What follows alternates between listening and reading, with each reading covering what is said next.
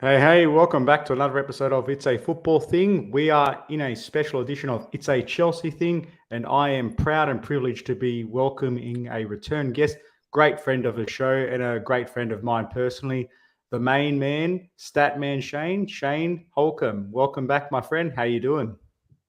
Doing great, RJ. Thank you for asking me to be on the channel. I'm a big fan of your content and the things you do for Chelsea. So I'm pretty excited to talk about what's been a whirlwind of the past couple months for the Blues, to say the least. Beautiful. And Shane, just for the benefit of my audience and those that watch us, because for those that are new to the channel, we do all things Premier League, the top European leagues, and of course, very much Chelsea focus from my perspective. Just tell the listeners and the viewers about yourself, what's coming up, because you've got some bright future ahead of you, mate. Yeah, so recently I've had to take a little bit of a break from making my content due to the whole university application process. But now since that's over and done with, Um, getting back to recording the Lad from Matthew Harden podcast. I'm really excited to announce that the first guest back on that show is going to be Peter Drury. So that would be a very exciting interview to conduct.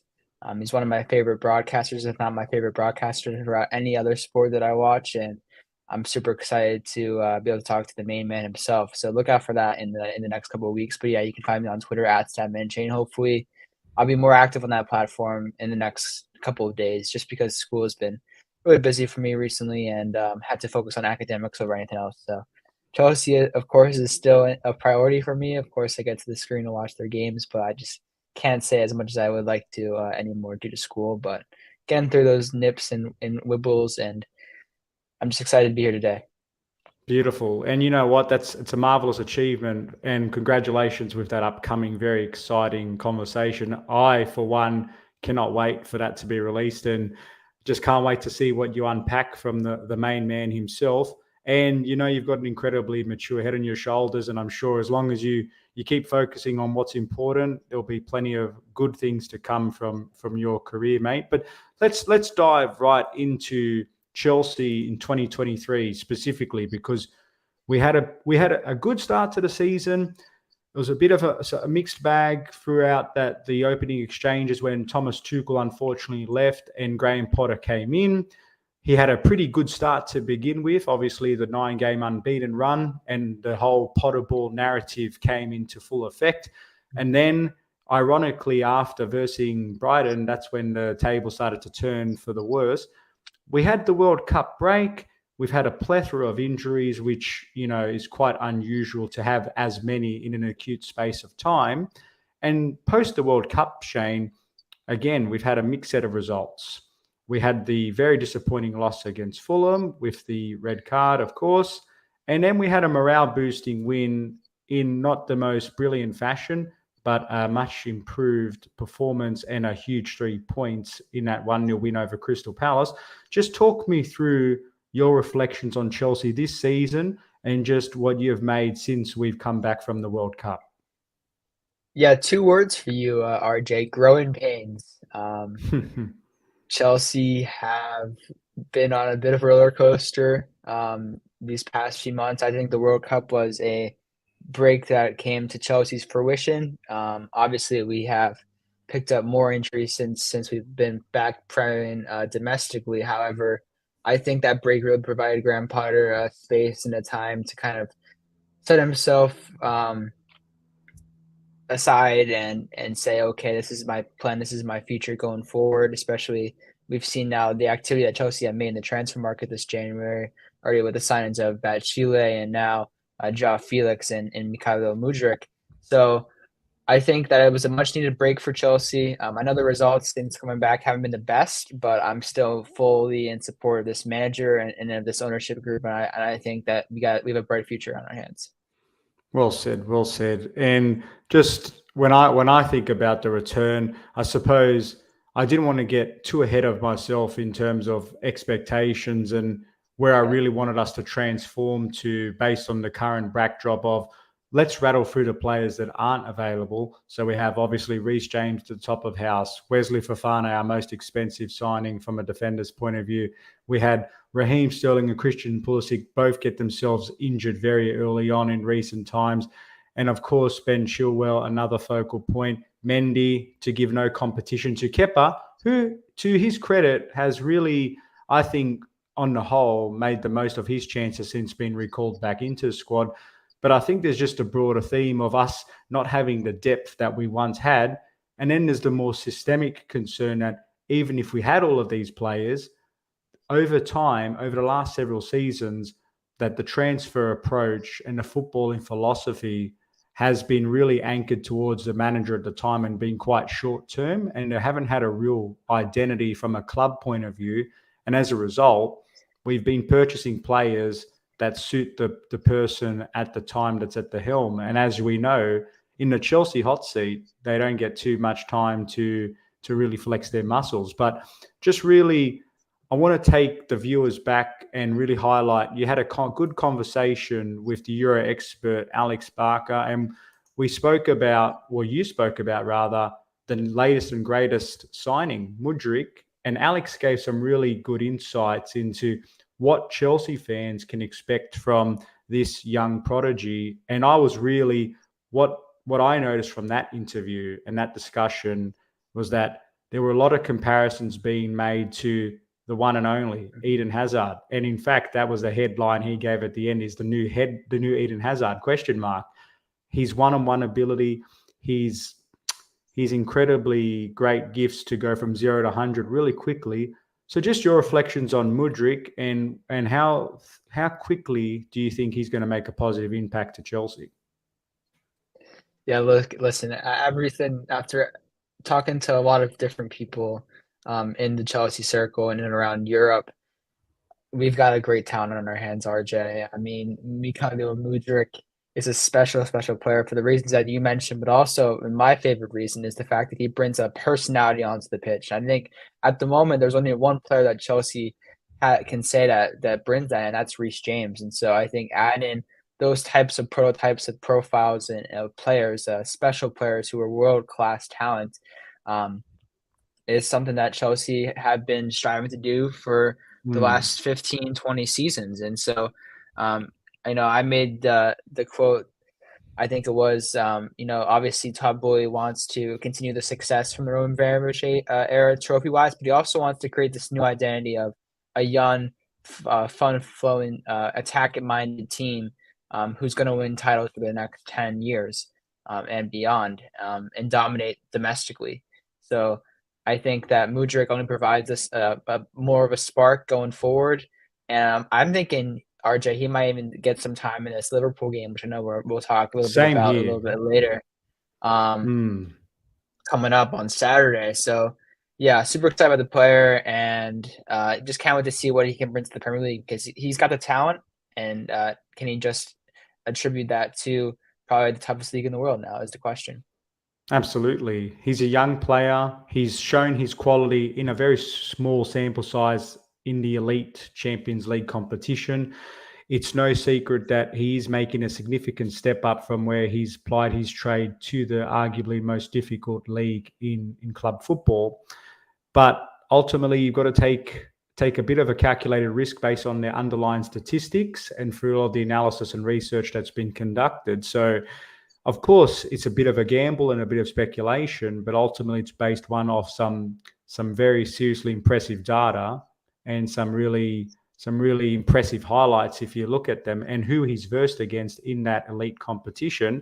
But in terms of other players we purchased in recent times, so first and foremost, I want to make the comment that under the new ownership regime, what they can't be criticised of is not putting their hands in their pocket. They haven't come in and tried to just have an idle approach and just play it out to see what happens. They've been quite active with their investment. Now, there's another question that stems off that. Has that investment been well spent? That's a very perfectly fine debate to have. But what they can't be criticised of is not making those investments to begin with. And speaking of some of the other players, Shane, so we've brought in the new Fofana. we have brought in Badiashile, who had his really solid debut the other day against Crystal Palace. I thought he rarely put a foot wrong. He was a couple of instances where he looked a little bit under pressure and didn't play the perfect pass, or he might have made a better decision upon reflection. But overall, he was very strong against a really physically strong Crystal Palace. So I thought really great positive to have him on board. So just talk to me about the club's other recent purchases, and then we can delve into what the future ones might be, because as you know, during the transfer season in January, we've been linked to many, many players. Yeah, obviously, we've seen positive debuts from the likes of Felix and from the likes of Badiashile. A guy like Dennis Zakaria, who came in on loan in August. He's been one of our best midfielders this season, provides that physicality and strength. That's someone that I think was a Todd Bowie sign and not a Thomas Tuchel sign, which is probably a positive going forward. But yeah, I mean, even you look at the younger guys, like a person like Andre Santos, acquired for 12 million pounds from Vasco da Gama, the Brazilian. He's a very talented player, and he signs a long-term contract with the club. Mudryk now signs this massive long-term contract with the club. Hopefully that'll be the same for the João Felix this summer, because we saw just how positive he can be in that short cameo that he had against Fulham. So there's a lot of guys who have come in this transfer window that have provided us the spark already. I'm looking forward to the likes of Chukwuemeka continuing to impress, the likes of Koulibaly hopefully be able to regain his form, because we know how talented he can be on his best day. Hopefully the likes of Cucurella and Aubameyang can provide a role in this team, because right now I think they're kind of outcast at the moment. Currently, Lewis Hall, of course, getting more minutes than Cucurella, and Aubameyang kind of finding himself in a weird place where he's kind of Chelsea are lacking in goals. I know that's not their main priority at the moment, but their main struggle. But they're not even bringing on a guy in Aubameyang who has a goal scoring record when they're searching for a goal. Taking him off against Manchester City was, I think, the main highlight for me a couple weeks ago after being subbed on in the 5th minute when Sterling got injured. So it's just been an unfortunate turn of events for Aubameyang, who came in here and people forget scored, I think it was 3 goals in his first 4 games for Chelsea. Yeah, he was on fire at the start. Yeah, scoring against Crystal Palace in the league and in the Champions League and one other competition. So hopefully he can regain his form, because at the moment it looks like he might be on his way out this summer. But I'm really excited to see the likes of Chukwuemeka continue to progress, continue to get more game time, but also Badiashile, because he was very impressive to me. Guy coming from Monaco for 30 million pounds. I think that's going to be a great fee. In my opinion, it's below his market value by a ton at the moment. And I'm just super excited to see what he can add to our center back depth, especially because the likes of Koulibaly isn't playing up. And Levi Colwill is due to return, and hopefully there's an extension there. Wes Fofana, when he comes back from injury. The long-term future, Shane, for our defensive stocks actually looks quite promising. It's just about trying to navigate through this little topsy-turvy period where we're getting these freakish amount of injuries, which isn't normal. And perhaps it's a blessing in disguise that we're getting this out of the way now, because once we get over this little speed hump, we can start to really see the future and the actual level of depth we do have. And just speaking of transfers more broadly and what's coming up in the January window, there's a lot of chatter in the Chelsea community, as you know, and especially because of the very disappointing and underwhelming season we've had so far. There's a lot more pressure on the current crop of players, on Graham Potter, who we'll touch on in a moment. But just when we look at the current players and those that are approaching the tail end of their contracts, you're looking at the fulcrum and the middle part of our team. Jorginho and Kante, they've been stalwarts for a long time. There's arguably some concern that as a combination, they don't always make the right composition when you're trying to win the league. But as we all remember that majestic 21 Champions League campaign, talk to me about what you think will happen with both Jorginho and Kante. And as a result, because they're both getting on the tail end of their careers, if they were to stay, what does it mean for other players? But if they go, what do you envisage the club does to try and fill in these very big holes that have been left? Yeah, listen, I'll be the first one to say that I am definitely not the biggest fan of a guy in Jorginho. Obviously, he has given us um, some kind of demeanor in the dressing room. He seems to really enjoy his time in London. But he's a player that I would cut losses with this summer and not even have a second thought about it. He's shown that he cannot be the lone six in the Premier League to provide Chelsea to even compete with the likes of Manchester City, the likes of Liverpool, Manchester United, and now the likes of Arsenal for that champion spot. So yeah, I would cut my losses with Jorginho. Conte, I might give him an extension just because we know how special a player he can be on his day. I think you put the right person next to Conte and a Declan Rice or a Jude Bellingham, um, that can really be a promising midfield pivot going forward. Towards the back end of Graham Potter's career at Brighton, he really liked playing a midfield too, whether that be in a back three or back four. And I think that we still kind of haven't really found that great combination in midfield. I think that's something we've been lacking for such a long time, ever since he won the Premier League title in 2017. So yeah, the midfield is the priority for me right now. I would cut my losses with Jorginho, but I would give Conte maybe a 2-year extension because we know just how special the player can be. It's just, can he stay available? Can he stay fit? Is my only worry. Yeah, they're massive concerns. So look, it's ironic for me because Jorginho has been such a loyal servant and his availability has actually been quite good. He's been relatively injury free for a long period of time, so he's demonstrated that longevity. Whereas Kante, he seems to be this absolute freak of nature, but he's unfortunately run himself into the ground for our cause.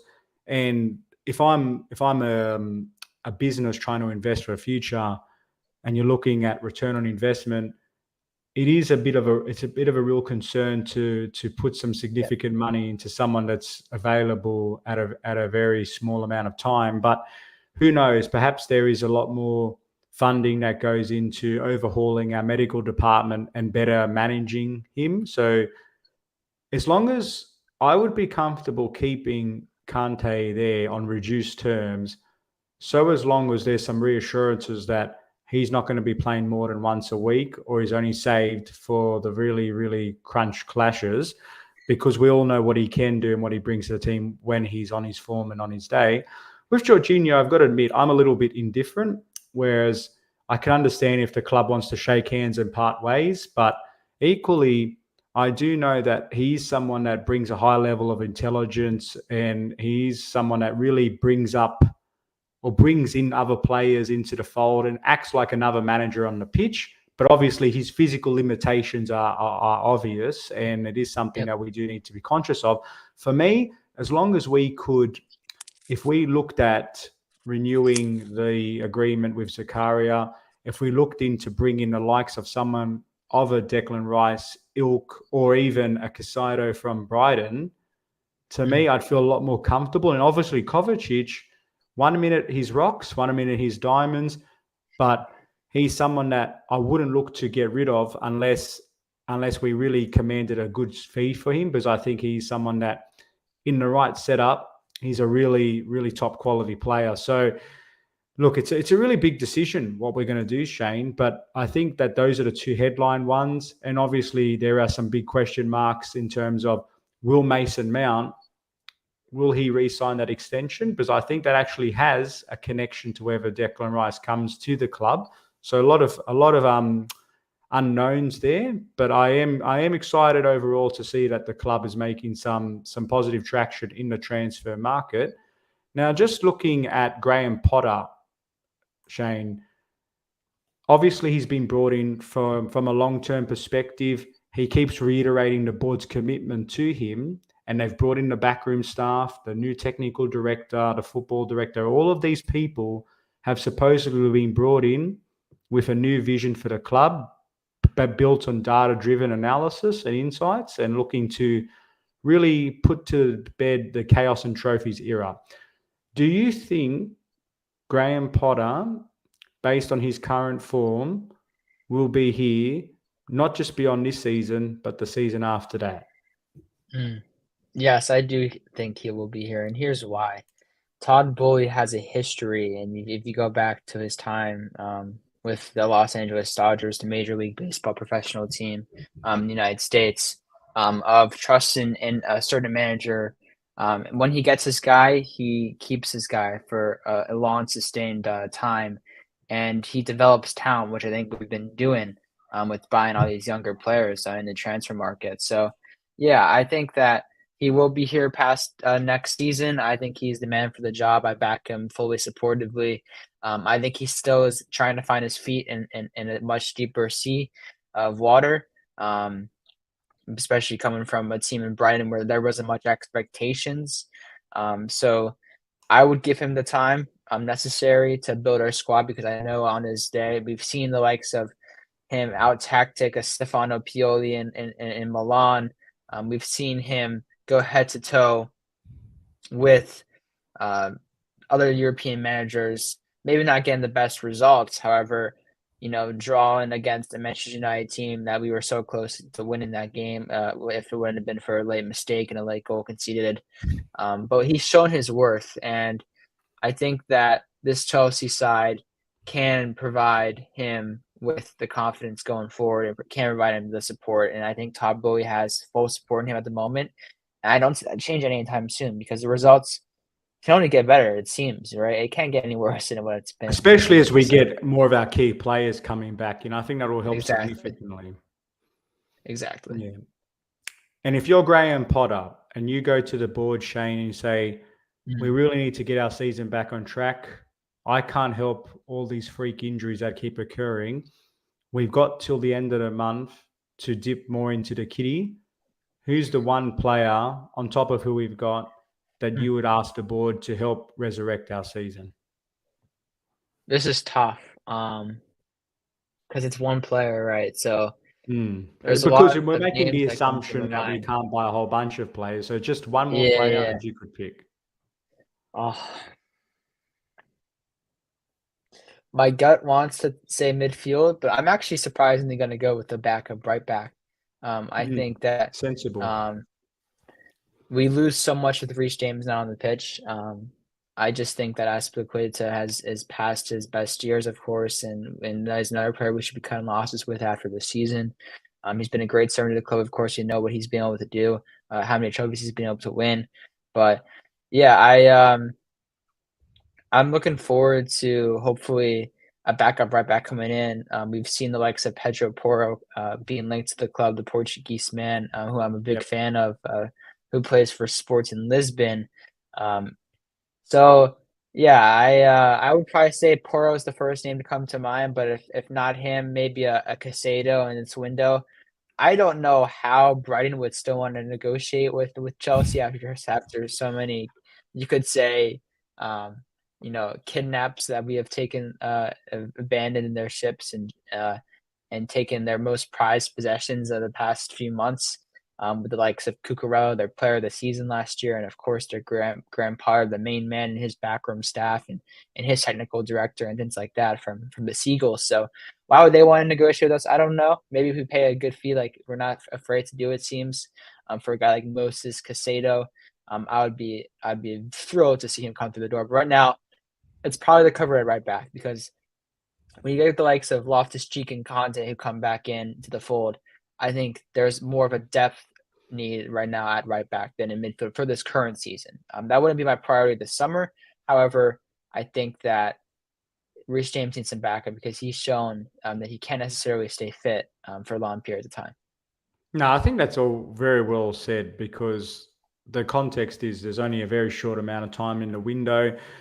We spent obviously a lot of money bringing in Mudryk in. I think ideally, we'd all agree that addressing the midfield is something that we really need to get on top of sooner rather than later, especially because our backups all seem to get injured as well.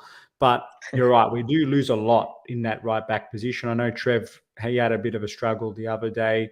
And as much of a club legend he is and the servant and everything he's won, it's quite clear there is a big gulf in class once Reece is out, particularly the type of football we're trying to play versus someone like himself, where now he's very much on the tail end of his illustrious career. So I think addressing a backup right back would be a sensible option. I know we're also pursuing Dumfries, but I think they're asking a lot of money for him. I'm not sure if we want to commit that much to a backup, so to speak. So that will be interesting. Fast forwarding to the upcoming match, big clash against Liverpool. Themselves, they have struggled significantly, coming off the back of a really disappointing performance and a really significant loss against Brighton 3-0. Klopp claimed it to be one of the worst performances he's come across as manager. Just quickly talk to me your feeling heading into this match, and just also give me a quick prediction. Yeah, listen, obviously we know how hard it is to go into Anfield. Everyone's seen the stat of the likes of Virgil van Dijk still have not lost a game in his home fortress, starting as center back position. But listen, I think this is a Liverpool team that's there for the taking. Obviously, we are tired on them with points right now. They obviously have a game in hand, however. Um, I know they beat Wolves in the FA Cup, but I think that Jurgen Klopp is, dare I say, a man on the hot seat at the moment, and there for the taking. And I think that this would be a huge statement game for Graham Potter if he was able to get out of there with 3 points, whatever way he can. Whether that be a scrappy 1-0 win or come from behind victory. Just go out there and get the 3 points. That'll be my message to the boys, and that's what he's been saying that in a lot of his interviews. That we're trying to get the 3 points every time we go on the pitch. I believe him wholeheartedly. I believe he's working his hardest, and my prediction would be a 1-0 Chelsea victory. I think this defense has shown some flaws recently. However, I think the likes of Badia Shule coming in, pairing him alongside Thiago Silva is probably our best bet at the moment. I would start Chalobah at the right back position. He did a really good job defending Mohamed Salah in a back three, if you can remember.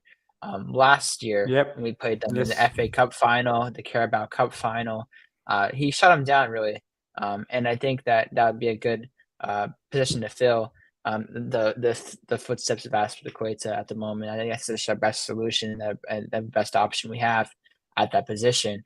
I like to see Mudryk sometime off the bench. Dare I say he starts against Liverpool. I don't have any inside information on that, unfortunately, but that would be pretty hectic to see, especially because his first day of training will be Wednesday the 18th. So we'll have 1, 2, 3 days of training before he would potentially play 75 minutes. But we saw Potter throw Felix into the starting lineup after just 1 or 2 Exactly. days of training, so I wouldn't be surprised. And that matchup with him and Alexander-Arnold, in my opinion, is one that we could really attack. You saw the likes of Brighton really using their width to destroy Liverpool over the weekend. I mean, the guy in Matoma just absolutely caused havoc for Alexander-Arnold the whole day. Solly March provided some challenges to the left side of Liverpool's midfield. I mean, Oxlade-Chamberlain and of course Andrew Robertson at the back. So I think through the wide areas is where this game can be won for Chelsea. Look for the likes of Mudryk to get in behind. Hopefully someone like a Mason Mount to provide a creative spark in this game, because we all know that Felix won't be able to play, unfortunately.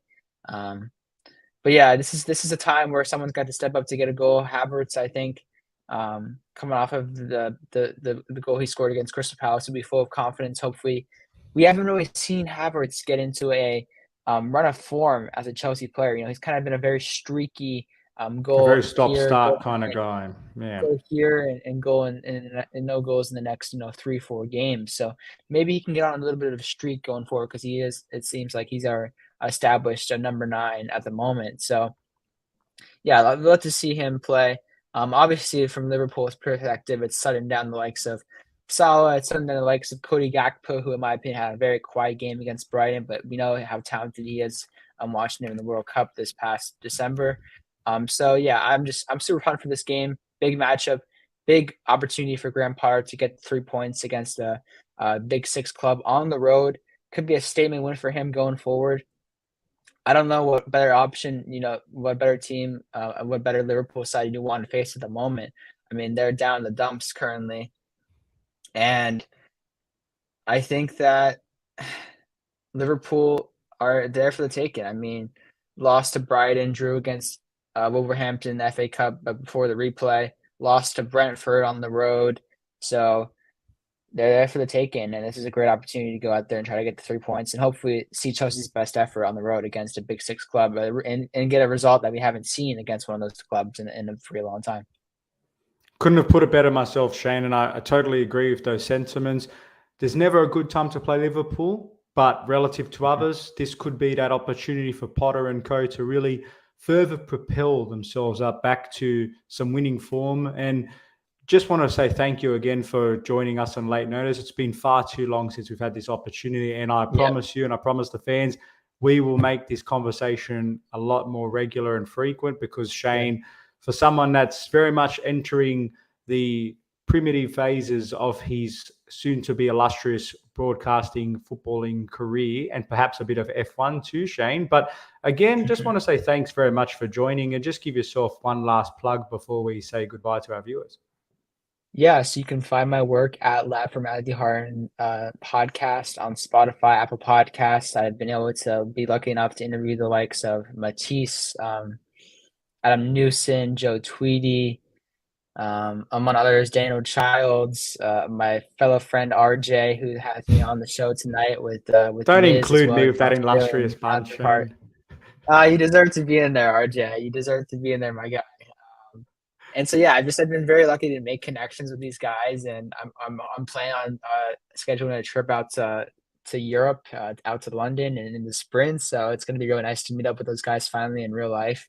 Some connections that I made online that through social media have really made these past couple of years special for me with Chelsea. So yeah, you can find me at StatMention on Twitter. I'm hoping to be more active on that platform in the next couple of weeks, especially the likes of Peter Drury come on my podcast early February. Look out for that. He's special, and I'm really looking forward to just hearing his voice. Because as Matisse told me on the byline, you could talk to Peter Drury all day if you wanted to, because he's just that kind of guy, 100%. charismatic, knows what words to use in what situations, and I don't have much words for how excited I am to interview him. So look out for that in the next couple of weeks. Can't wait, Shane, and who knows, we'll all get together for perhaps a three-way chat one day. But until then, thank you everyone for joining. If you haven't already, you're new to the channel, please hit the like button, share with your friends. We're here to spread all things football, Premier League, Chelsea, just talking up the wonderful game. But until then, up the Chelsea and take care, guys.